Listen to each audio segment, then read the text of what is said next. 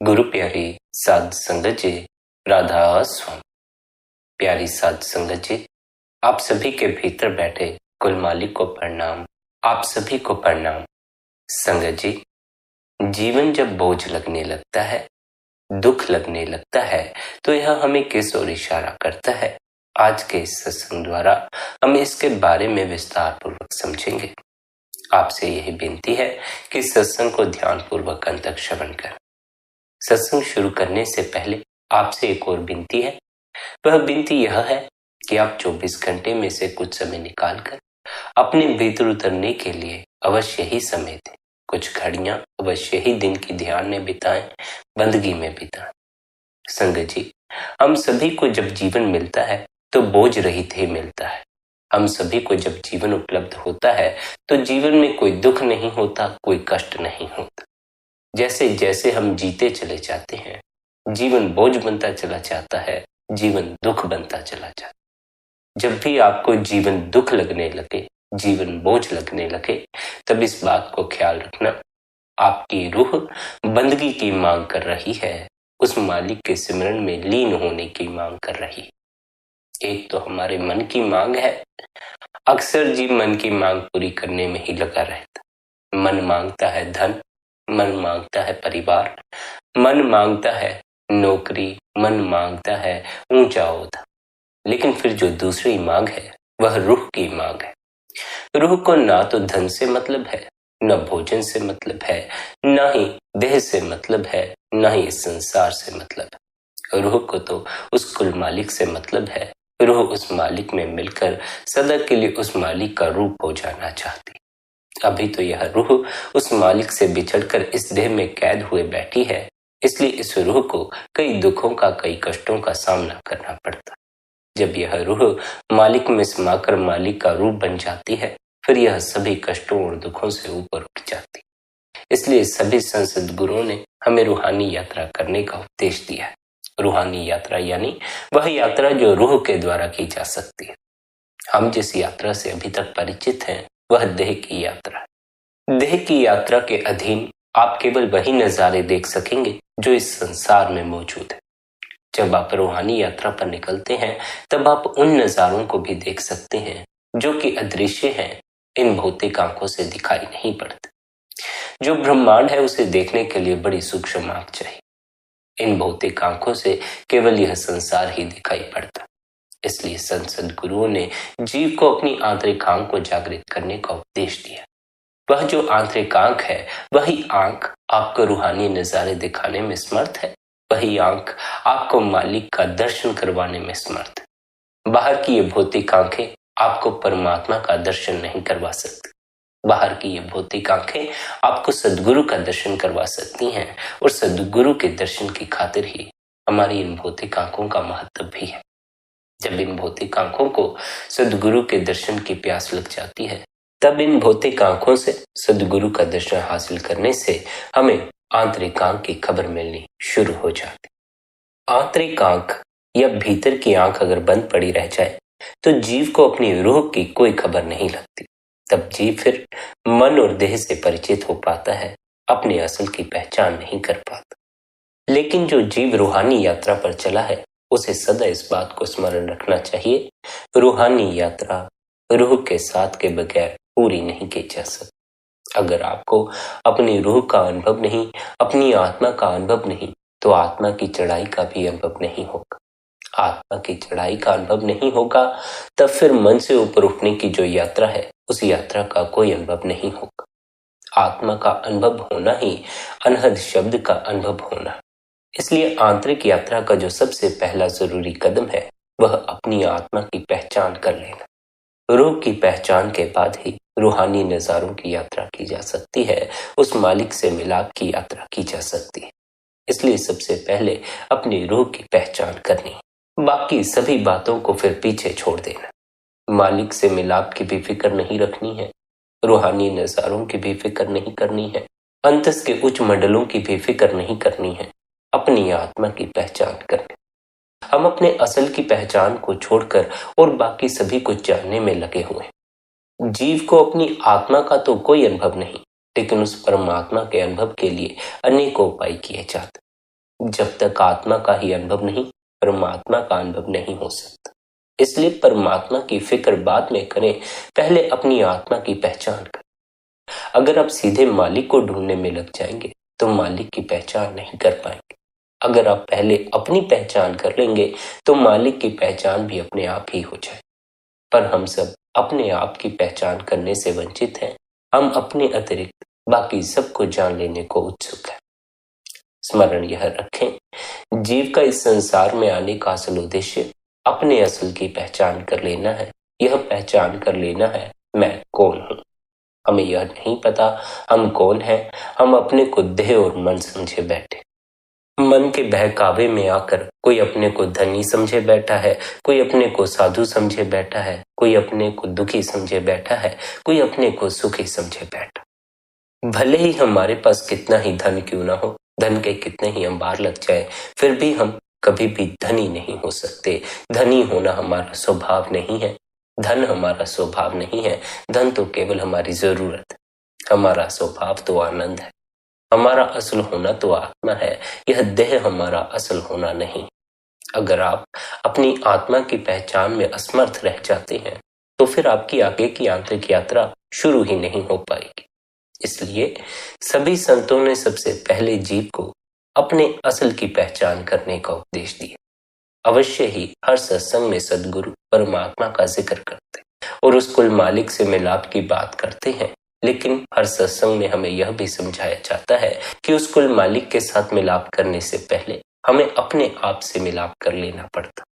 हम सोच तो लेते हैं कि हम अपने को जानते हैं, लेकिन हमारा यह जानना दो कौड़ी का होता है, क्योंकि इससे हम अपने आप को बड़े ही छोटे से दायरे में बांध कर बैठ जाते। हमारा दायरा छोटा नहीं है, हम भी उस मालिक की तरह ही असीम है। पर अगर हम अपने आप को स्वयं ही छोटी छोटी सीमाओं में बांधने को राजी हो गए हैं, तब फिर हमें उस मालिक के असीम होने का अनुभव कभी भी नहीं हो सकता। इसलिए सबसे पहले अपने आप को धारणाओं और सीमाओं से बाहर निकालो। जो भी बात आपको छोटा बनाती हो, जो भी बात आपको दुख पहुंचाती हो, जो भी बात आपकी स्वतंत्रता को छीनती हो, इन सभी बातों से अपने आप को मुक्त करें। स्मरण रखें, जो चित्त स्वतंत्र नहीं है वह परमात्मा की यात्रा नहीं कर सकता, अपने असल की पहचान की यात्रा नहीं कर सकता। इसलिए चित्त को किसी भी बात से बांधे मत रखना। अपने चित्त को स्वतंत्र रखना, इसे आजादी देना। अपने चित्त को सदा नए के लिए तैयार रखना, इसे पुराने के साथ ही मत जकड़े रखना। बहुत से जीव तो ऐसे ही हैं जिन्होंने अपने आप को पुराने से ही जकड़े रखा।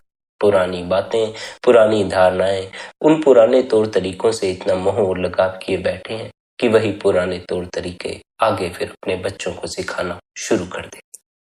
पुराने समय में जो परमात्मा तक पहुंचने का ढंग था, वह ढंग शायद आज सार्थक ना हो। आज अगर आप अपने बच्चों को कामयाब होने के लिए पुराने समय के तरीके सिखाएंगे तो आपके बच्चे आज के समय में कामयाब नहीं हो पाएंगे, क्योंकि आज समय बदल चुका है। आज कुछ भी पुराना नहीं रह गया है। आज के समय में सब कुछ नया हो गया। नए समय में नए तरीके ही काम पड़ते हैं। इसलिए हमें अपने चित्त को नए के प्रति जगाना चाहिए, लेकिन हम अपने आप को पुराने से बांधे रखते। फिर चाहे पुरानी यादें हों, पुरानी बातें हों, पुराने नियम हों, पुराने धार्मिक रीति रिवाज हों, जो कुछ भी पुराना है वह सब कुछ आपको अतीत से बांधे रखता है। अगर आप अपने भीतर पुरानी यादों को, पुराने ख्यालों को और पुरानी बातों को जगा देंगे तो कभी भी आप अतीत के ख्यालों से मुक्त नहीं हो पाएंगे। आपने अपने आप को स्वयं से अतीत की यादों में जकड़ कर रखा है। आप चाहें तो आज ही अपने अतीत को छोड़ सकते। अतीत को छोड़ने में परेशानी भी क्या है? जो बीत चुका है अब उसे पकड़े रखने से हल भी क्या है? उसे पकड़े रखने से अब कोई लाभ नहीं होगा। इसलिए अतीत की बातों को धीरे धीरे छोड़ने की तैयारी करते जाओ। जब तक इस अतीत को पकड़े रखोगे, वर्तमान के प्रति जाग ना सकोगे। इस बात को सदा स्मरण रखना, अगर परमात्मा के होने का कभी अनुभव होता है तो वर्तमान की अवस्था में पहुंचकर होता। अतीत और भविष्य के ख्यालों में खोए खोए मालिक के होने का कभी भी अनुभव नहीं होता, क्योंकि अतीत और भविष्य के ख्याल मन द्वारा पैदा किए जाते। मन में बैठा जीव मालिक से मिलाप नहीं कर सकता। यह उपदेश आपने कई बार कई सत्संगों में सुना होगा। मन एक तरह का कैलेंडर है। अतीत के दिनों की भी छाप इस पर पड़ी हुई है, आने वाले दिनों की भी छाप इस पर पड़ी हुई है। मन आपको कभी भी खाली नहीं मिलेगा, इसलिए संतों ने सदा ही इस मन से ऊपर उठने का उपदेश दिया हुआ। सभी संत गुरु, चाहे वे किसी भी धर्म, किसी भी जाति या किसी भी देश में हुए, उन्होंने मन से ऊपर उठने का उपदेश दे रखा। हमें चाहिए हम मन से ऊपर उठने की तैयारी करें। अगर हम मन में फंसे रहे, अतीत और भविष्य के ख्यालों में फंसे रहेंगे। अतीत के विचारों में, अतीत की यादों में अगर आप उलझ गए तो जीवन चिंता से भरता चला जाएगा, और अगर आप भविष्य के ख्यालों में उलझ गए तो जीवन भय से भरता चला जाएगा। जो अभी हुआ नहीं, जब हम उसकी कल्पनाएं करते हैं तब भय पैदा होता है। जो हो चुका है वह वैसा क्यों हो गया, जब हम उसके बारे में सोचते हैं तो चिंता पैदा होती है। अगर आप चिंता मुक्त और भय मुक्त जीवन जीना चाहते हैं तो अतीत और भविष्य के ख्यालों से अपने को मुक्त कर दें। अतीत तो हो चुका, बीत चुका। जो बीत चुका उसे भूलें, उसे छोड़ दें। अब उससे आपको कोई लाभ नहीं होगा। बचा भविष्य। भविष्य के संबंध में अपनी तरफ से कल्पनाएं करना बंद कर दें। अपनी तरफ से सोचना बंद कर दें कि भविष्य में ऐसा हो जाए, वैसा हो जाए, या फिर कहीं ऐसा ना हो जाए या वैसा ना हो जाए। जो कुछ भी भविष्य में हो उसके प्रति जागना। जैसे समझें, कल आपने ट्रेन से कहीं जाना है तो अपनी तरफ से आज कल के संबंध में अपने सफर की कल्पनाएं करने नहीं बैठ जाना। हमने अगर कल कहीं जाना हो तो हम आज ही कल की कल्पनाएं करना शुरू कर दें। कैसे कैसे जाएंगे, कैसे कैसे रास्ते में लोग मिलेंगे, कहाँ कहाँ रुकेंगे, क्या क्या होगा, हम हर तरफ की कल्पना कर लेते हैं, हर एक चीज के बारे में सोच लेते हैं। पर जब अगला दिन आता है, जब हमारा सफर शुरू होता है, तो वैसा कुछ भी नहीं होता जो हमने पिछले दिन सोचा होता। इसलिए भविष्य की कल्पनाएं करना छोड़ दें, क्योंकि भविष्य की कल्पनाएं व्यर्थ की कल्पनाएं हैं। हमारे सोचे कुछ भी नहीं होता। हम जैसा सोचते हैं उससे विपरीत होता है, इसलिए सोचना बंद करके जो होता है उसके प्रति जागना शुरू करें।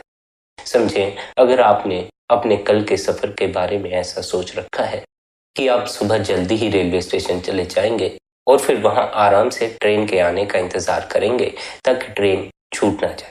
पर अगर कल ऐसा हो जाता है कि आप स्टेशन पर ही इतनी लेट पहुंचे कि ट्रेन ही स्टेशन से निकल जाए, तब आपने ऐसी सोच में नहीं पड़ जाना है कि मैं लेट हो गया या ट्रेन छूट गई या मेरा नुकसान हो गया। आपने इस बात के प्रति जागना है कि मैं तो ऐसा सोचकर बैठा था, लेकिन जो हुआ है वह बिल्कुल विपरीत हुआ है।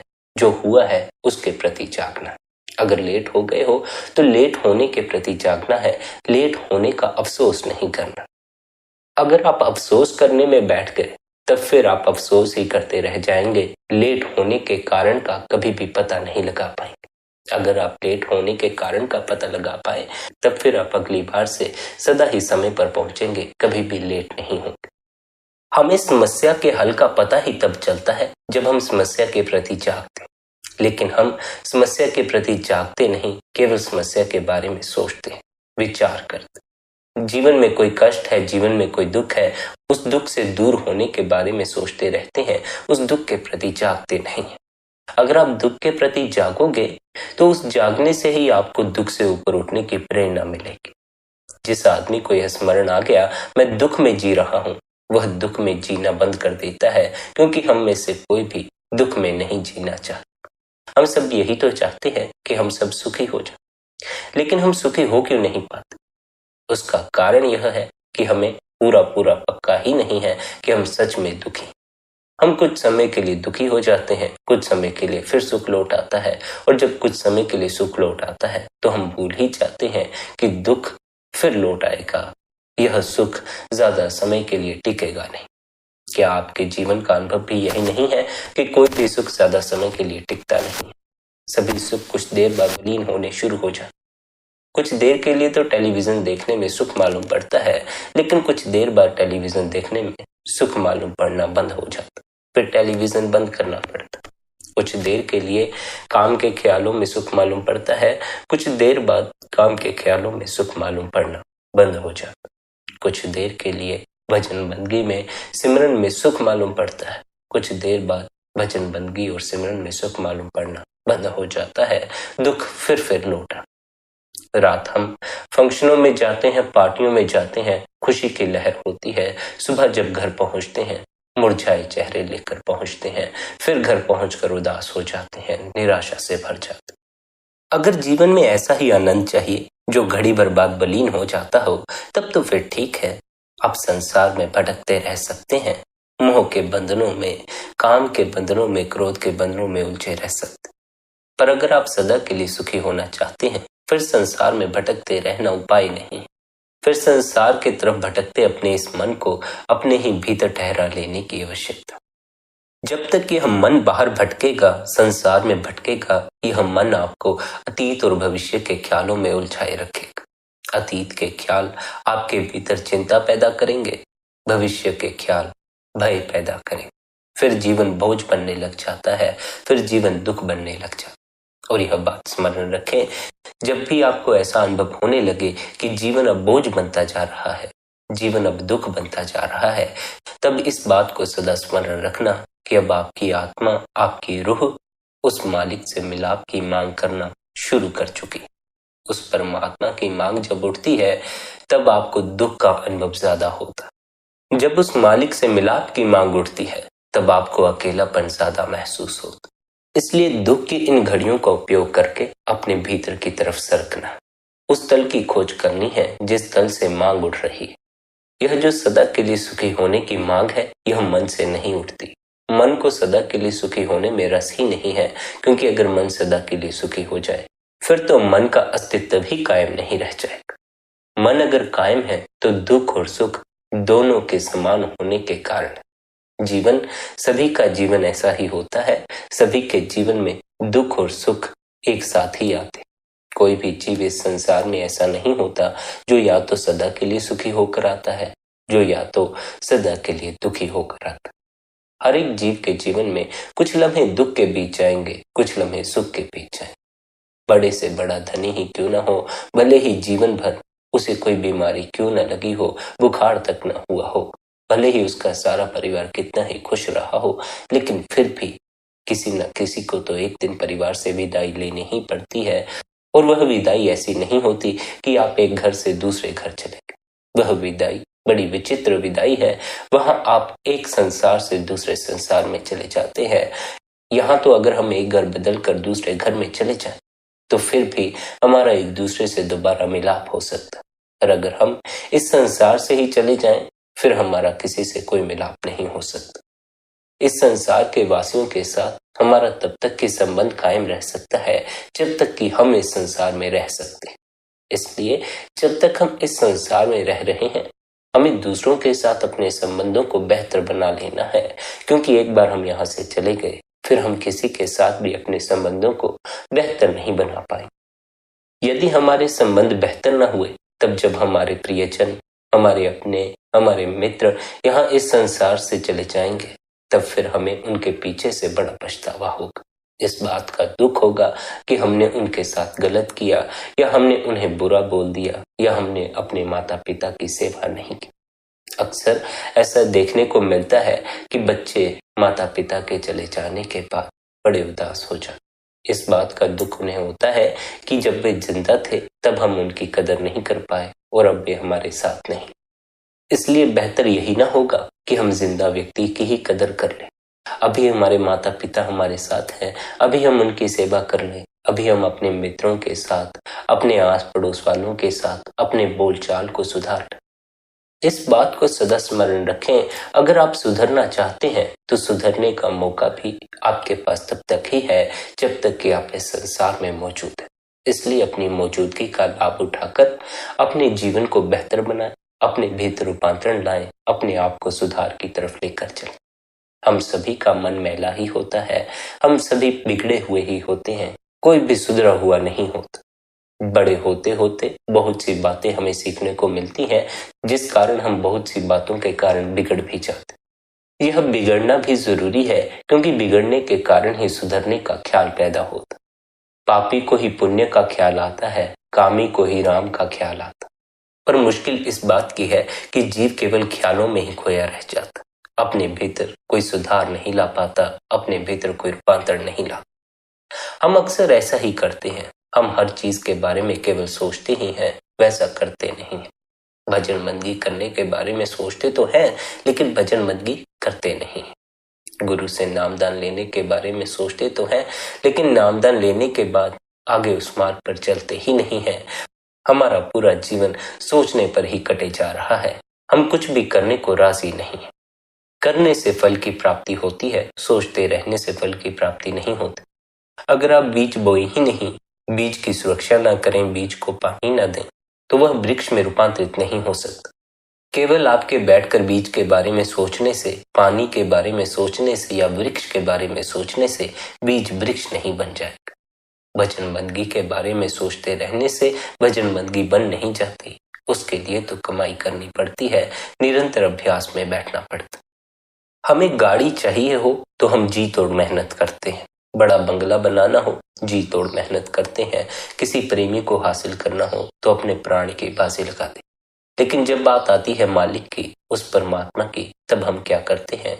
तब हम कुछ भी नहीं करते। तब हम आलसी बन जाते हैं। तब हम कहते हैं, जी कोई ऐसा तरीका नहीं है कि मैं बिना कुछ किए उस मालिक को हासिल करूं। जब संसार की चीजें हासिल करने के लिए आप जरा भी नहीं सोचते कि आपकी कितनी मेहनत चली जाएगी, कितना समय चला जाएगा, आपकी नींद चली जाएगी, तब फिर उस मालिक को हासिल करने के लिए ऐसी बातें सोचना कहां तक ठीक हो सकता? उस परमात्मा को हासिल करने के लिए तो अगर आपके प्राणों की बाजी लग जाए, आपके जीवन का पूरा समय लग जाए, तब भी वह समय कम है, क्योंकि जो खोजना है वह ज्यादा है और खोजने के लिए खोजी के पास इतना समय नहीं। समय निकालो और खोजो। बिना खोजे अपने असल होने की खबर नहीं मिलती। अपने असल होने की खबर ना मिले तो उस मालिक के होने की खबर नहीं मिले। पहला कदम तो यही है कि आप उस मालिक की खोज में निकलें। उसकी खोज में निकलने के लिए जो मार्ग है वह बाहरी नहीं, आंतरिक अपनाना है। आमतौर पर जितने जीव हैं वे परमात्मा की खोज बाहर ही बाहर करते हैं। बाहर के जितने मार्ग हैं वे मार्ग अपनाते हैं, लेकिन उन मार्गों पर चलकर अब तक किसी को भी उस मालिक तक पहुंचते देखा नहीं गया। यह जरूर देखा गया है कि जिन्होंने बाहरी मार्ग पकड़कर उस मालिक तक पहुंचने की बातें की, वे जीव अहंकार में तो जरूर आ गए, लेकिन उस मालिक से मिलाप ना कर सके, अहंकार से ऊपर ना उठ सके। इसलिए खोज के लिए सबसे पहली बात यह स्मरण रखनी है कि जो मार्ग अपनाना है वह आंतरिक मार्ग अपनाना है। आपके भीतर भी एक मार्ग है, आपके भीतर भी एक यात्रा है, आपके भीतर एक अदृश्य लोक है। अब तक आपने इस संसार के नजारे देखे हैं, आपके भीतर भी नजारे हैं। अब आपने उन नजारों की तरफ अपनी नजर मोड़ ली। लेकिन यह बात स्मरण रखें, जितने भी रूहानी नजारे हैं वे सभी रूहानी नजारे रूह की यात्रा शुरू होने पर नजर आते। अगर आपको अपनी रूह का अनुभव नहीं, अपनी आत्मा की खबर नहीं, तब रूहानी नजारों का भी अनुभव नहीं हो सकेगा। परमात्मा की जो खोज है वह तब पूरी होती है जब आत्मा परमात्मा में समाती है। अगर आपको आत्मा की ही खबर नहीं तो परमात्मा में समाएगा क्या? इसलिए पहले अपनी आत्मा के प्रति जागना है, अपने ही भीतर उतरकर अपनी रूह की पहचान करनी। क्योंकि आत्मा ने परमात्मा से बिछड़कर इस संसार में आकर मन का साथ ले लिया है, इसलिए आत्मा कई जन्मों से इस संसार में भटके जा रही, कई जन्मों से देह का चोला ओढ़ती आ रही है, और कई जन्मों से देह का चोला ओढ़ने के कारण धीरे धीरे आत्मा को इस बात का स्मरण ही भूल गया कि देह का होना उसका असल होना नहीं। अब तो हमें ऐसा ही लगने लग गया है कि हम देह हैं, जबकि हमारा असल होना हमारे भीतर गहरे में छिपा हुआ। हम प्रकाश रूप हैं, लेकिन हम अंधकार में बैठे हुए।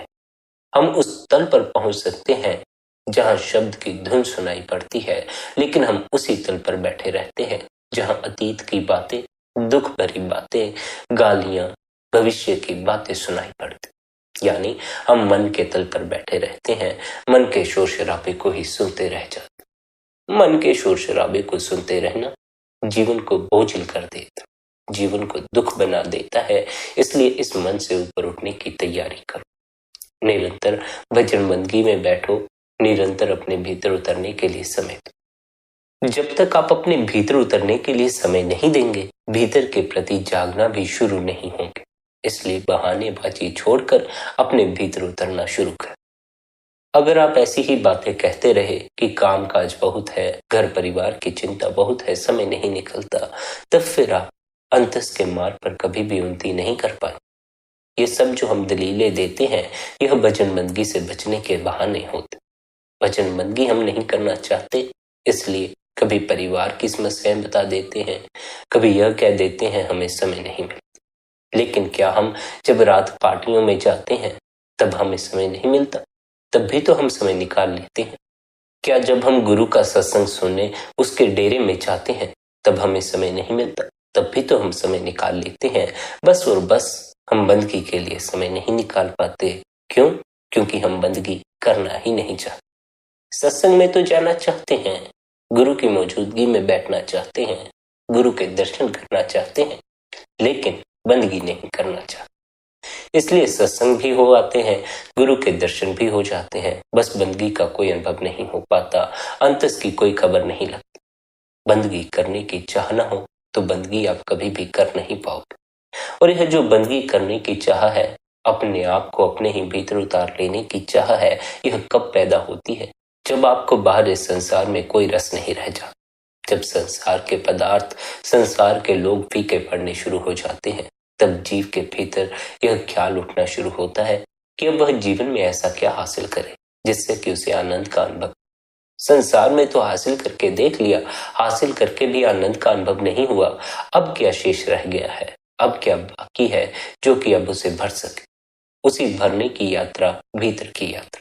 आपको तृप्ति का अनुभव तभी हो पाएगा जब आप भीतर उतरना शुरू करें। जैसे जैसे आप भीतर उतरेंगे, जितना गहरा उतरेंगे, उतने ही गहरे आनंद का भी अनुभव करें। लेकिन इन सब बातों को सुन लेने से, समझ लेने से आपके जीवन में कोई लाभ नहीं होगा जब तक कि आप स्वयं इनके अनुभव तक नहीं पहुंच गए। आपके लिए आनंद की सभी बातें व्यर्थ हो जाएंगी अगर आप आनंदित नहीं हैं। आपके लिए शब्द के प्रकाश की बातें, शब्द की धुन की बातें व्यर्थ हो जाएंगी अगर आपको शब्द की धुन का अनुभव नहीं, शब्द के प्रकाश का अनुभव नहीं। इसलिए हमने अनुभव तक की यात्रा करनी है, केवल सुनने और समझने तक ही सीमित नहीं रह जाना। सुनना तो इसलिए जरूरी है ताकि हमें पता चल सके हमें खोजना क्या है, हम कैसे आनंदित हो सकते। फिर हमें सुनकर समझ का इस्तेमाल करना है। हमने पहले अपनी समझ का इस्तेमाल करके देखना है कि जो तरीके हमने अपनाए थे, क्या उन तरीकों पर चलकर हम सुखी हुए? अगर उन तरीकों पर चलकर हम सुखी नहीं हुए, तब फिर हमें गुरु के तरीके की तरफ गौर करना। बस इस बात का स्मरण रखें, सुख उसे मत समझ लेना जो कुछ घड़ी के लिए आपको कभी मिला हो। उसी सुख की जीवन में तलाश करना जो आपको सदा के लिए मिल जाए, सदा के लिए आपके पास रहे, किसी भी कारण से कभी ना छिने। फिर चाहे जीवन में दुख हो, कष्ट हो, रोग हो, फिर भी आपका सुख नहीं छीनना चाहिए। उसी सुख की यात्रा करनी है, उसी सुख की तलाश करनी है, और उसी सुख की तलाश में हमें अपने भीतर उतरने के लिए समय देना। यह जो विषय है, यह बातों का मजमून नहीं है। केवल बातें करने से आनंद की प्राप्ति नहीं होती, मालिक की प्राप्ति नहीं होती। यह करने का मार्ग है। करनी करोगे, कमाई करोगे तो अवश्य ही फल की प्राप्ति हो जाएगी। इसलिए आपसे यह विनती है, अभ्यास के लिए, भजन बंदगी के लिए अवश्य ही समय निकाला करें। अगर आपको सुबह के समय बंदगी में बैठने का समय मिलता है तो सुबह बैठ जाएं, दोपहर मिलता है दोपहर बैठ जाएं, शाम मिलता है शाम बैठ जाएं, रात मिलता है रात बैठ जाएं। जब भी आपको भीतर उतरने का मौका मिलता है, आपने उस मौके को गंवाना नहीं। जब भी आपको लगे आपके पास समय है, बस आंख बंद करनी है और अपने भीतर पहुंच जाना। आंख बंद करते ही आप भीतर पहुंच जाते। जब तक कि आपके भीतर प्रकाश जागृत नहीं हुआ है, आंख बंद करके भीतर पहुंचते ही आपको अंधकार का अनुभव होगा। क्योंकि प्रकाश नहीं है, इसलिए अंधकार ही बचा है। अंधकार को ही देखते रहना। उस अंधकार को देखते देखते, उस अंधकार के प्रति जागते जागते ही हम प्रकाश के प्रति जागना भी शुरू हो जाते। लेकिन अधिकांश जीव अंधकार के प्रति जागना शुरू नहीं करते।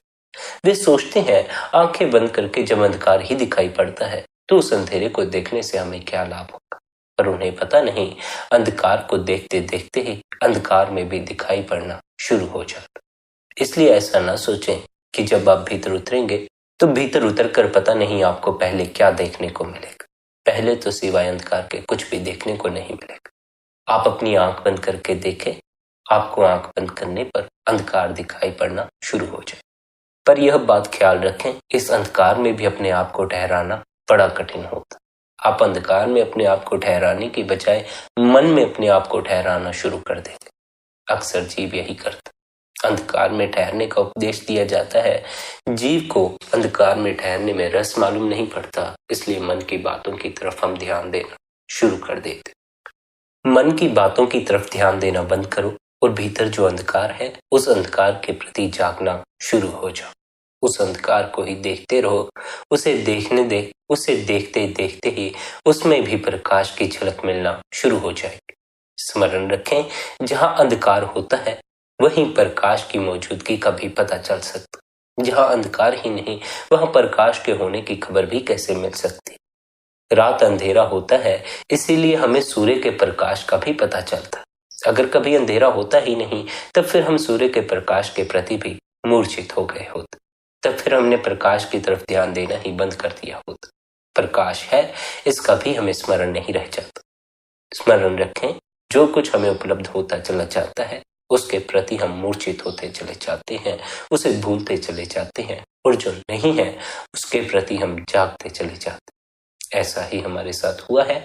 हमारे पास धन नहीं है, हमारे पास मकान नहीं है, हमारे पास पद नहीं है, नौकरियां नहीं है, उनके प्रति हम जागे हुए हैं। हमारे पास सांसें हैं, देह है, आत्मा है, इसके प्रति हम जरा भी नहीं जागे हुए। क्या आपकी नौकरी आपके जीवन में सबसे ज्यादा महत्वपूर्ण है? नहीं, आपकी सांसें, आपकी देह सबसे ज्यादा महत्वपूर्ण है, क्योंकि आपकी नौकरी आपकी देह के चलने पर ही निर्भर करती। जब देह ही न चली तो नौकरी के चलने का सवाल भी नहीं पैदा होता। जब देह ही न रह जाए तब फिर क्या अपने लिए कमाना, क्या बच्चों के लिए कमाना, क्या माता पिता के लिए कमाना, फिर सब कमाना छूट जाता। हम जीवन भर यह सोचते हैं हम दूसरों के लिए कमा कर चले जाए, लेकिन हमें इस बात की कोई खबर नहीं, सभी को इस संसार की कमाई को यहीं छोड़ जाना। इकलौती कमाई जो हमारे साथ जाएगी भीतर की कमाई है। अगर हम अपनी आत्मा की पहचान कर लेंगे तब फिर हम इस संसार में भी सुख पाएंगे। जब इस संसार से विदाई लेंगे तब वह विदाई भी सुखपूर्ण होगी, दुख से भरी हुई नहीं होगी।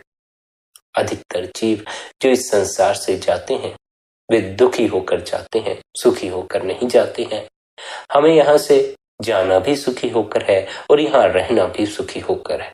ऐसा नहीं कि हमने जीवन के बाद सुख की कल्पनाएं करनी, हमने जीवन को भी सुखी बनाना। जीव क्या करता है? जीवन तो दुख में व्यतीत करता है, लेकिन मरने के बाद सुख की कल्पनाएं किए बैठा। स्वर्ग की कल्पनाएं, मोक्ष की कल्पनाएं ही हैं। यहाँ तो जिया कष्ट में, नरक में, लेकिन बाद में स्वर्ग में जीना चाहता। अगर आप इस संसार में ही स्वर्ग में न जी सके तब फिर आपके लिए और कहीं भी कोई स्वर्ग नहीं है। यह संसार ही स्वर्ग भी है, यह संसार ही नरक भी है। यह तो जीने वाले के ऊपर निर्भर करता है। जीने वाला सुख में जिया कि दुख में जी। जो सुख में जिया उसने इस संसार को ही स्वर्ग कह दिया, और फिर उसके भीतर मृत्यु के बाद स्वर्ग की कोई कामना शेष नहीं रह गई। जो यहाँ दुख में जिया वह नरक में जिया, और जब वह यहाँ नरक में जिया फिर उसे स्वाभाविक ही मरने के बाद सुख की कामना करनी पड़ी, स्वर्ग की कल्पनाएं गढ़नी पड़ी। अपने जीवन को स्वर्ग बना लें, इस संसार को ही स्वर्ग बना लें। यहाँ रहते रहते ही अपने आप को सुखी कर लें।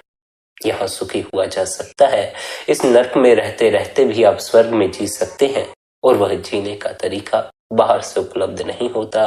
वह बाहर से जीने का ढंग नहीं है, वह आंतरिक ढंग है। अपने ही भीतर से जीना शुरू करना होगा। जहां अब तक आप अपने मन की सुनते आए हो, वहीं अब आप अपने दिल की सुनना शुरू करो।